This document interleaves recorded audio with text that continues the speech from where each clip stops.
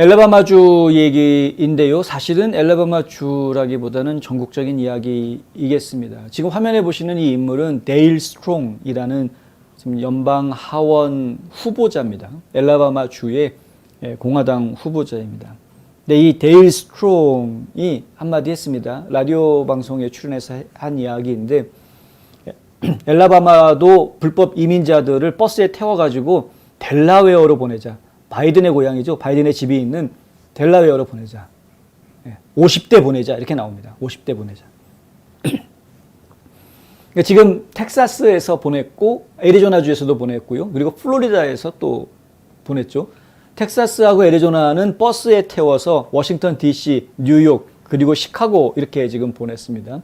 이 보내는 지역이 점차 늘어나면서 말들도 좀 많아지고 있는 상태이고요. 효과를 좀 봤습니다. 국경 문제에 관심 좀 가져달라라는 메시지였는데, 그런데 전국적으로 국민들은 이제 관심을 좀 갖게 되는 상황이었으나, 하지만 여전히 워싱턴 DC에 있는 정치인들, 백악관의 주인이 지금 이 문제에 대해서 여전히 외면하고 있는 상태이기는 합니다. 이런 상태에서 드산티스 주지사가 비행기에 태워가지고 50명을 마르타스 비니아드로 보내죠. 마르타스 비니아드는 섬이지만은 거기 이제 좌파 인사들이 많이 있고 특히 버락 오바마 전 대통령의 휴양지가 있는 곳이다. 이곳에다가 50명 보냈더니 난리가 났다 이거죠. 다른 도시에다가 몇천 명 보낼 때 가만히 있던 사람들이 마르타스 비니아드에다가 50명 보낸 거 가지고 개 난리를 지금 치고 있다.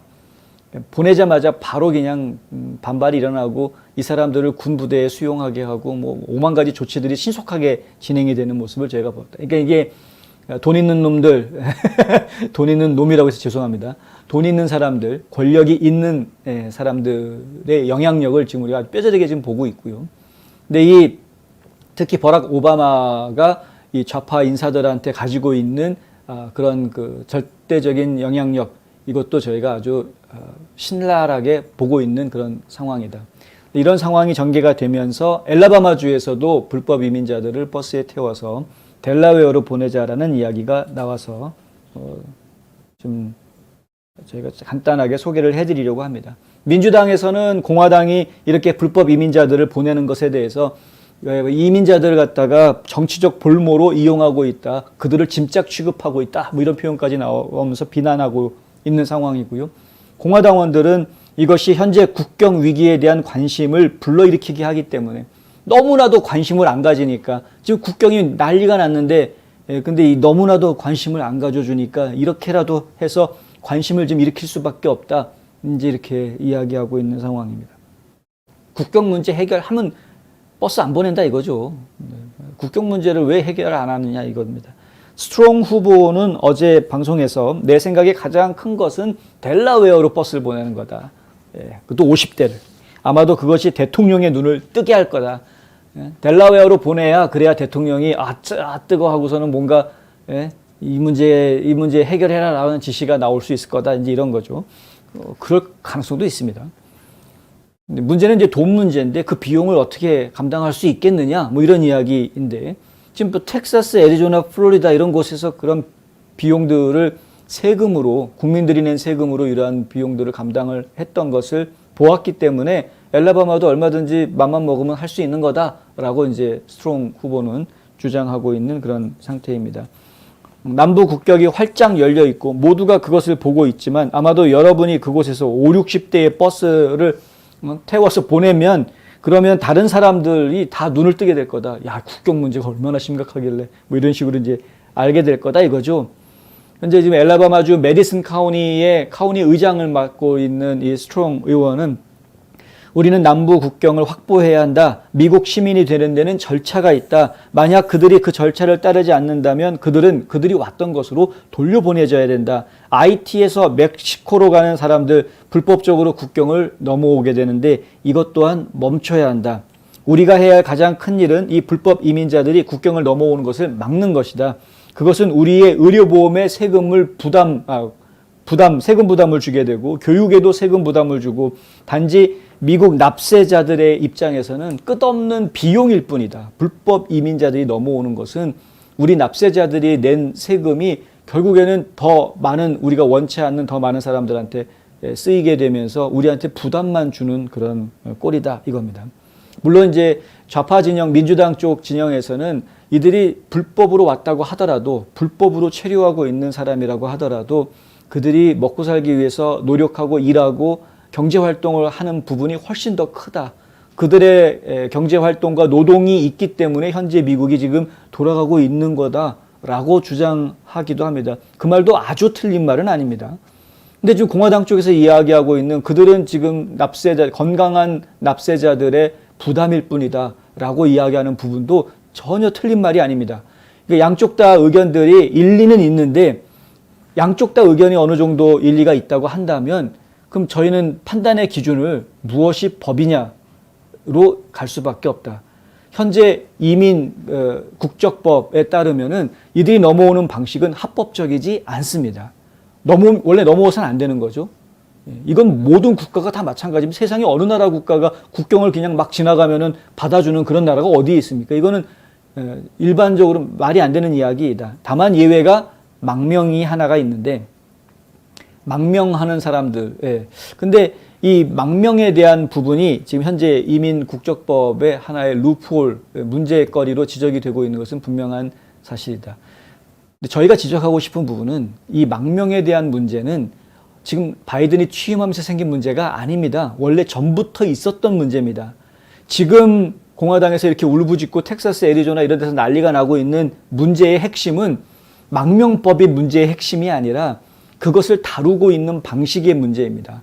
그리고 지금 그 전에 있었던 다른 조치들, 타이틀 42라든가 뭐 이런 다른 조치들에 대한 바이든 행정부의 태도, 이것이 지금 문제가 되고 있다. 국경을 안전하게 지키게 하기 위한 여러 가지 앞선 정부의 조치들이 있었는데 그것을 전부 다 뒤집어버리고 없애버리고 심지어는 의심이 가는 사람들조차도 무조건 망명 처리를 해주고 신속하게 그것을 처리하기 위해서 이민법정의 판사가 아닌 국토안보부의 요원들이 그것을 판단하고 통과시켜주게 할 수 있는 이러한 조치들을 취하려고 한다. 이거는 합법적이지가 않습니다. 왜냐하면 이러한 것들을 하기 위해서는 연방의회에서 법으로 통과를 시킨 뒤에 적용시켜야 하는 것이 원래 순서인데 그렇게 법을 만들어서 통과시키려고 하지 않고 오히려 그냥 법도 제대로 된 만들어진 법도 없이 그냥 행정부에서 자기들끼리 그냥 마음대로 그냥 일을 처리하려고 하는 이것은 매우 옳지 않다. 그런 것들이 문제라는 것입니다. 그러한 문제들 때문에 상당히 예전에는 이 담벼락을 넘어오는 불법 이민자 수가 통제가 되어 갔는데 지금은 거의 통제 불능 수준으로 벌써 200만 명 넘어섰습니다. 올해 들어서만. 통제 불능 수준으로 사람들이 몰려들고 있다. 이렇게 무조건 가면은 미국 들어갈 수 있다라는 희망의 메시지를 지금 남미 전 세계에다가 지금 다 뿌려놓았기 때문에 여기에 또 한 가지 공화당 쪽에서 주장하고 있는 문제가 있는데 뭐냐면은 이들이 단순하게 일하러 온 이민자들이 아니라 마약 밀매자, 인신매매단, 성폭력자들, 살인전과자들 5만 가지 사람들이 다 몰려오고 있다. 이들이 발생시킬 수 있는 각종 잠재 범죄들 이걸 어떻게 대처할 것이냐도 상당히 큰 문제다. 실제로 바이든이 대통령이 되고 난 이후에 펜타닐의 미국 유입량이 엄청나게 늘어나서 지난 2년 동안 사이에 들어온 펜타닐 양이 미국 전체 국민을 다 죽일 수 있을 정도 치사량을 넘어서는 그런 정도의 양이 압수가 됐다. 압수된 양이 그런 겁니다. 적발되지 않고 통과돼가지고 미국에서 유통되고 있는 마약이 얼마나 많은지는 지금 알 수가 없는 상태입니다. 그러니까 이러한 문제들이 계속 발생하고 있다는 것이고요. 국경지역 근처에서도 이런 불법 이민자들의 각종 성폭력 사건들 그리고 살인 사건들 이런 사건들이 계속 벌어지고 있는 상황이기 때문에 이건 더더군다나 문제가 아닐 수 없다라는 것이죠. 그러니까 범죄가 더 늘어나고 있고 마약이 더 늘어나고 있고 그런데 왜 국경을 걸어잠그지를 못하느냐 이것은 좀 비난의 대상이 될 수밖에 없는 그런 상황이다. 지금 이제 알라바마 주에서도 이렇게 나온다 그러면 알라바마 주는 사실 국경을 맞닿고 있는 지역이 거의 없습니다. 남쪽 지역에 해안선이 조금 있는 정도가 대부분인데 그럼에도 불구하고 알라바마가 움직인다고 하면 그러면은 이것이야말로 국경은 이 미국 멕시코 지역에만 국경이 있는 게 아니라 모든 주들이 다 국경이다 라는 논리로 접근할 수 있게 만들지 않을까 이런 생각을 좀 해보긴 합니다. 이 이슈가 굉장히 중요한 건데요. 당장 넘어올 때는 텍사스로 넘어오지만 넘어온 사람들이 전국 각지로 다 어차피 흩어지지 않습니까? 결국에는 불법 이민자들에 의해서 이 국경이 침탈당하는 현상은 전국적인 문제인 것이지 그 국경이 있는 물리적으로 국경이 있는 그곳의 문제만은 아니다라는 것인데 지금까지는 텍사스, 애리조나가 주동이 되어져 왔고 플로리다는 뭐 정치적으로 그런 전국적인 주목을 받고 있는 인물이다 보니까 주지사가 그래서 플로리다주는 좀 예외적으로 정치적인 행동으로 보여질 수도 있지만 따지고 보면 플로리다가 또 삼면이 바다인 그런 상황이어서 삼면 전체가 플로리다의 삼면이 전부 다 국경이나 마찬가지인 그런 상황이기 때문에 플로리다 입장에서는 충분히 텍사스와 비슷한 입장에서 국경주다라고 말할 수 있는 상황이긴 하고요. 근데 이제 엘라바마 같은 곳이 움직인다 그러면은 아마 다른 주에도 좀 어필하는 부분이 있을 것 같다.